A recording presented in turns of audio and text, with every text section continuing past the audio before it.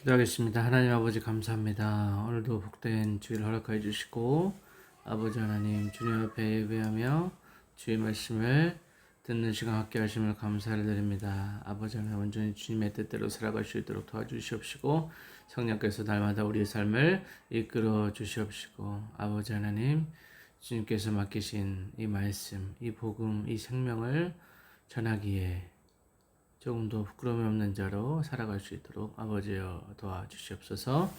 감사드리며 살아계신 예수 그리스도의 이름으로 기도합니다. 아멘. 오늘 말씀 같이 보도록 하겠습니다. 오늘 말씀은 우리 사도행전 말씀 4장 13절에서 22절 말씀 살펴보도록 하겠습니다.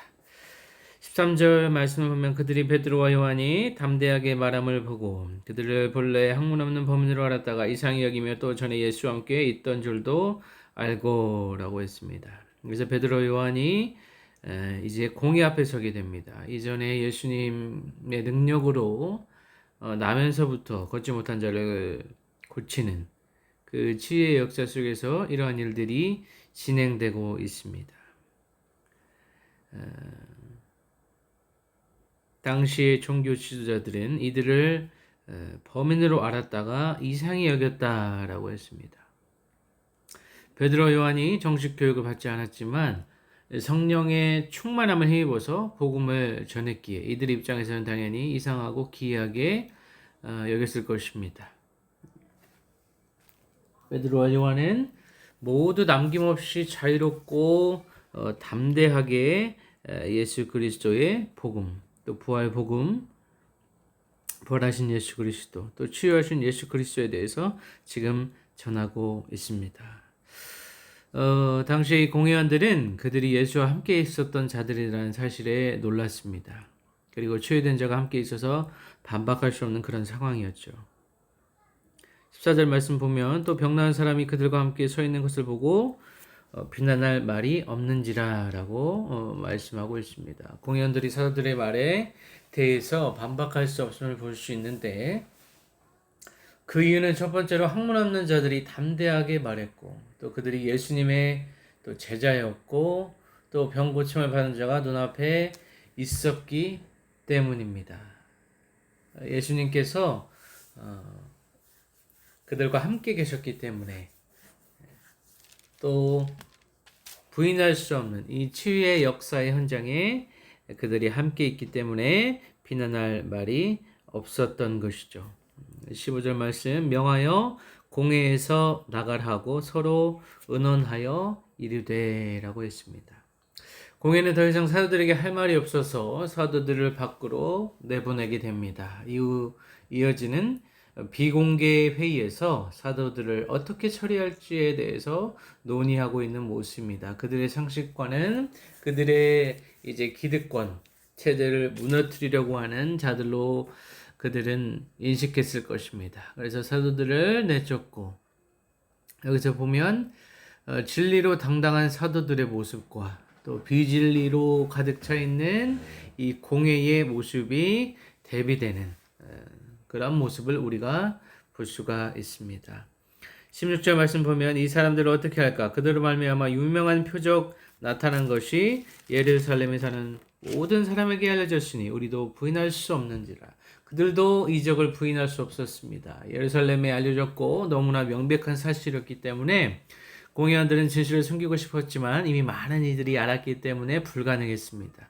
그들의 관심사가 진리가 아니고 자기 기득권 세력을 유지하고 자기 교권을 유지함에 있음을 우리가 알 수가 있습니다. 그래서 이들이 진리 위에서 살아간다기보다는 자신들이 지금까지 쌓은 이 명성과 권력을 위하여서 이 종교권을 위하여서 이들이 그것에 점철되어서 말씀으로 이 진리로 오신 예수 그리스도를 알지 못하고 깨닫지 못하고 그들의 제자들도 인정하지 못하고 주님께서 베풀어 주신 그 표적도 인정하지 못하고 이제는 더욱더 비진리 속으로 그들의 욕심으로 그들이 가지고 있는 그 권력에 취해서 권력에 취한 자들은 눈이 멀기 마련이죠. 그러한 전형적인 모습을 보여주게 됩니다.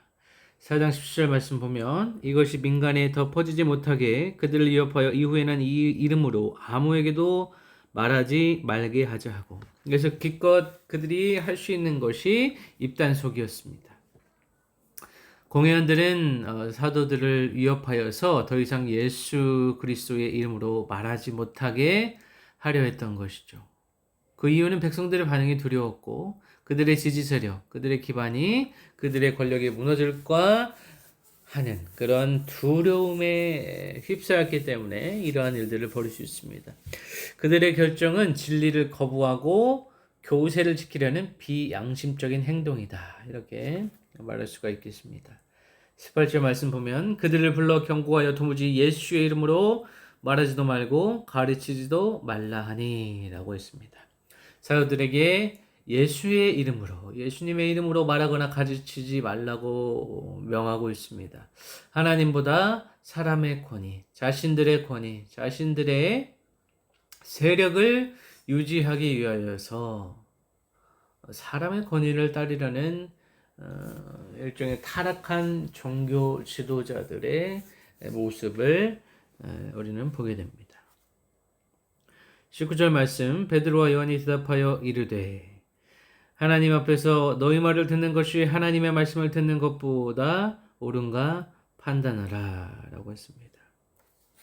그래서 베드로와 요한은 성령 충만하게 이 담대한 모습으로 예수 그리스도의 능력을 힘입어서 지금 선포하고 있다는 것입니다. 사도들은 공회의 명령에 대해서 정면으로 반박하면서 그 기준이 하나님의 말씀과 또 예수 그리스도의 임재를 믿는 이 코람데오 신전 의식에서 비롯되었다라는 것입니다. 그들은 하나님의 권위에 대한 믿음으로 담대함을 유지하면서 성령 충만하여서 이 진리의 말씀을 담대하게 전파할 수 있었다라는 것입니다.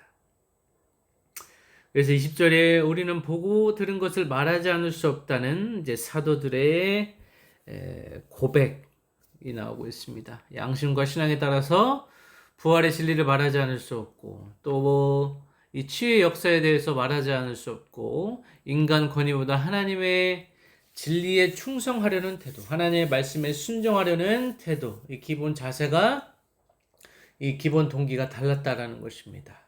그래서 진리를 따르는 자들과 비진리를 따르는 자들의 가장 큰 특징은 무엇이냐면, 진리를 따르는 자는 자기 자신을 생각하지 아니하고 예수님을 생각한다는 것이고, 비진리를 따르는 자들의 가장 큰 특징은 자기 자신만을 생각한다는 것입니다. 자기 자신의 기준과 자기 자신의 관점으로 모든 것을 판단하고 행동하기 때문에 다른 사람들의 마음과 또 예수 그리스도 하나님의 마음과는 전혀 상관없는 결정을 내릴 수도 있다는 것입니다. 21절 보면 관리들이 백성들 때문에 그들을 어떻게 처벌할지 방법을 찾지 못하고 다시 위협하여 놓아주었으니 이는 모든 사람이 그 된 일을 보고 하나님께 영광을 돌립니다. 이미 전체적인 분위기, 또 큰 흐름은 하나님의 사역을 인정하는 분위기, 그 인정을 넘어서서 하나님께 영광을 돌리는 현상이 벌어지고 있었기 때문에 공회원들은 결국 다시 위협만 하고 이 제자들을 풀어주게 됩니다. 그 이유는 백성들이 사도들의 기적을 보고 하나님께 영광을 돌렸기 때문이죠. 공회원들은 백성의 여론들을 더 의식하고 진리보다는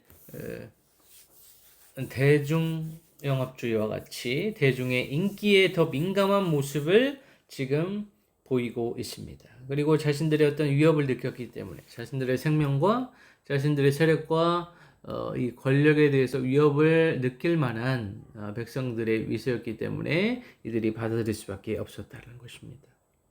22절 말씀 보면 마지막으로 이 표적으로 병 나은 사람은 40여 세가 되었더라. 구체적으로 병 나은 사람의 나이를 밝히면서 이 표적이 실제로 있었던 일이다라는 것을 강조하고 있습니다. 이는 기적이 분명히 사실임을 강조하는 증거죠. 고침받은 자는 이제 40세 이상으로 평생 불구였지만 이러한 기적이 일어나서 이 치유 역사가 일어나서 누구도 이 사실을 부인할 수 없었고 백성은 하나님께 영광을 돌리고 있는 상황으로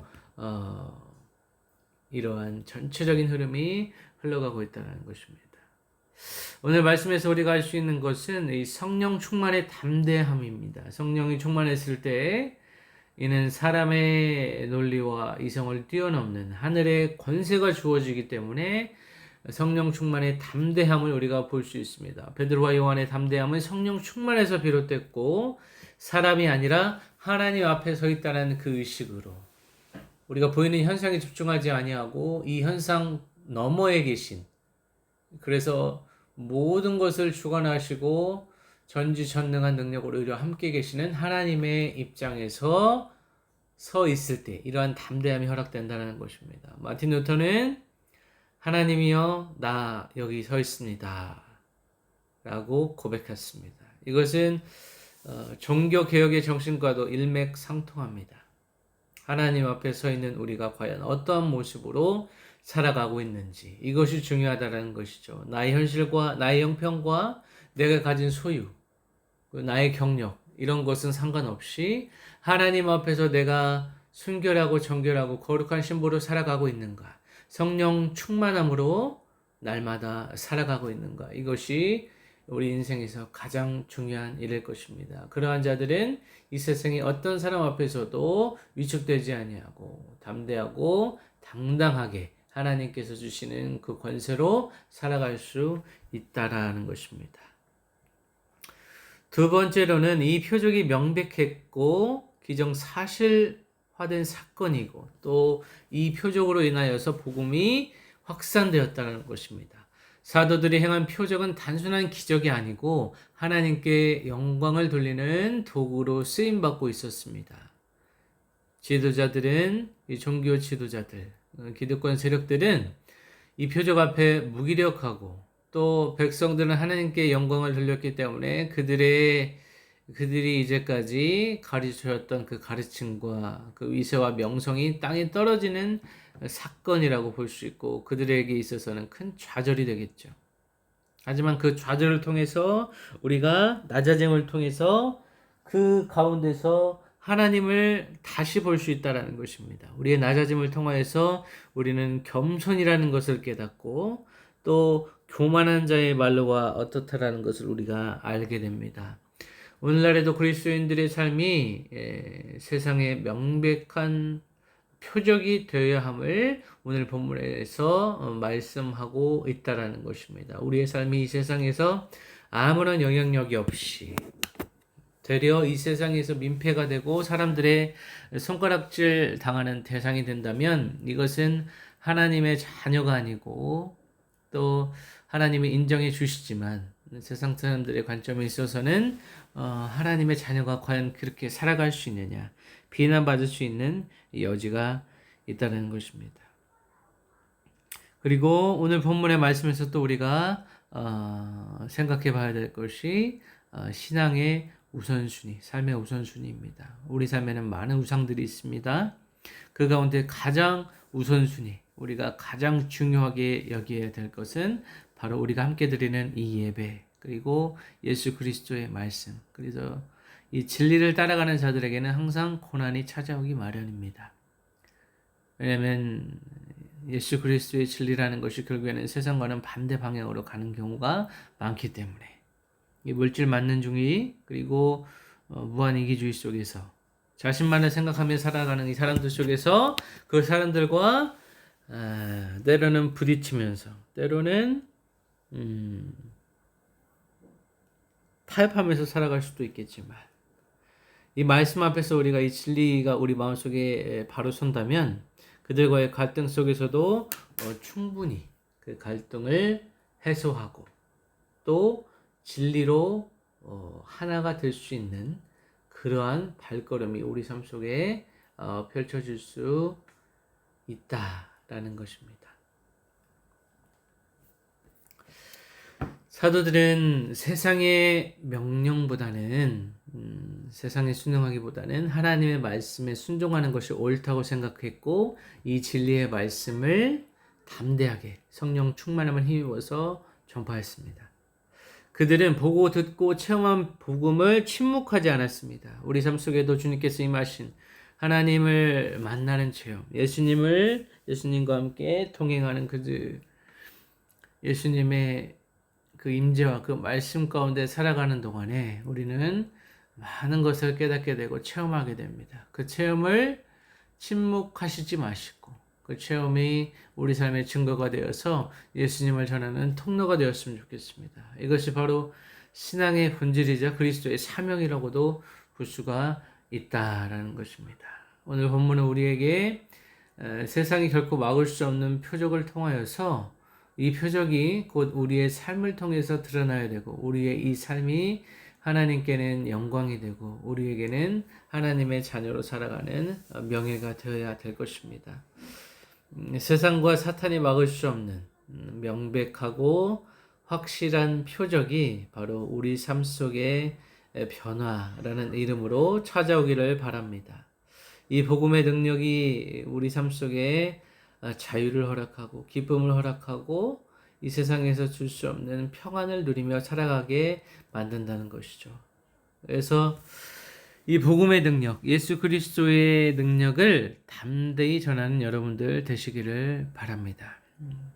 우리가 세상에서 살아가다 보면 예수님을 전하기 어려운 때가 있고 세상 사람들은 예수님의 말씀과 전혀 다른 방식으로 자신들의 안위와 유익을 위하여서 이기심으로 인하여서 다른 사람들을 무시하고 또 자신들이 더욱더 돋보이려고 하는 경향이 있습니다. 다른 사람 위에 서기를 원하는 자들이 많이 있습니다. 하지만 예수님께서 말씀하시기를 우리에게 원하시는 것은 끊임없이 예수님께서 이 땅에 가장 낮은 모습으로 오셔서 우리를 위해서 자기 목숨을 내놓으시고 죽기까지 하나님의 말씀에 순종하셨던 것처럼 우리의 삶도 마찬가지로 예수님의 그 발자취를 따라간다고 하는 그리스도인의 삶들은 주님 앞에서 온전한 저자세로 온전히 낮은 자세로 때로는 우리 인생이 바닥을 걷는 것과 같이 또 끝도 없이 나의 삶이 무너져 내리고 있다. 끝도 없이 나의 삶이 낮아지고 있다라고 이러한 생각이 드시는 분이 있다면 이것 또한 하나님께서 허락하신 것이고 그 낮은 곳에서 우리는 예수님의 음성을 들을 수 있습니다. 이 낮고 천한 이 땅에 오신 말씀으로 오신 우리에게 빛으로 오신 그 예수님도 그 모든 일을 겪으셨습니다. 우리의 왕 되신 또 우리 하나님 되신 그 예수님의 발자취를 따라가는 자들에게 이러한 과정은 필수 과정이라고도 볼 수가 있습니다. 이 사도들은 결국 예수님을 위해서 순교하는 자들이 있고 끝까지 예수님을 전하다가 생을 마감한 자들이 대부분입니다. 우리는 이 시대에 예수님을 믿는다고 해서 우리를 죽이려고 하는 사람들은 없습니다. 그만큼 예수님을 믿기 좋은 시절에 살고 있지만 때로는 이 좋은 시절이 우리의 신앙의 타락을 가져오기도 합니다. 우리 신앙의 편지를 가져오기도 합니다. 예수님을 믿는다고 핍박하지 않는 이 세대에서 우리는 세상에 큰 반대의 흐름이 부딪힐 때도 있지만 그 모든 어려움이 결국에는 예수님의 뜻을 더 알아가고 예수님의 뜻에 더 가까워지는 그 도약이 될 것입니다.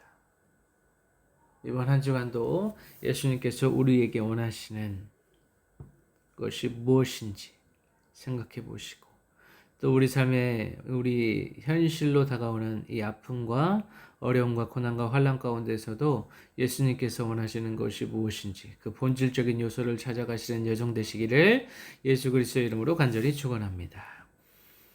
기도하겠습니다. 아버지 하나님 부족한 종의 말씀을 전했습니다. 이 땅을 살아가면서 가장 우리 삶의 우선순위 예수 그리스도 그 이름 한 분만을 붙들며 살아가기를 원합니다. 우리의 가치관을 흔들고 우리의 삶을 흔들고 우리의 현실을 흔드는 많은 요소들 가운데서도 많은 상황들 가운데서도 우리가 놓지 말아야 될 그 예수 그리스도 이름 붙들고 살아가길 원합니다. 주님께서 주시는 참 자유와 평안 가운데 살아가기를 원합니다.